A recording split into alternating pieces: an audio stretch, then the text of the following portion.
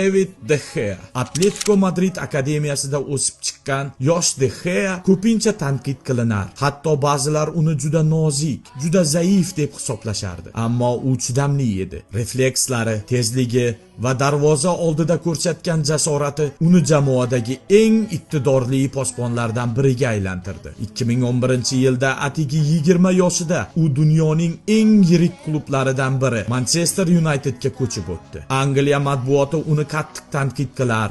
Hatto ko'plar uni United darajasida emas deb aytishardi. Lekin De Gea taslim bo'lmadi. O'z ustida ishladi va asta-sekin Premier Ligadagi eng yaxshi darvozabonlardan biriga aylandi. Keyingi yillarda klub inqirozga uchrasa ham, De Gea doimiy ravishda jamoani qutqarib qolardi. Uning aql bovar qilmas seyflari, reflekslari, tezligi va yakka vaziyatlarda ustunligi uni Old Trafford devoriga aylantirdi. U bir necha bor Manchester Unitedning yil futbolchisi deb tan olindi. Bu unvonni darvozabon sifatida qayta olish futbol tarixida kamdan kam uchraydi. 2015-yilda De Gea bilan futbol tarixidagi eng qiziq voqealardan biri sodir bo'ldi. U deyarli Real Madrid futbolchisi sifatida tanishtirilishga tayyor edi. Biroq transfer oynasining so'nggi kuni hujjatlar atigi bir necha daqiqa kech yuborildi va bitim barbod bo'ldi. O'sha paytda Real Madrid Keylor Navasni De Geaga almashtirishni rejalashtirgan edi. Lekin transfer amalga oshmagach,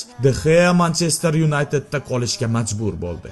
Lekin u hech qachon taslim bo'lmadi va Manchester United tarixidagi eng buyuk darvozabonlardan biri sifatida nom qoldirdi.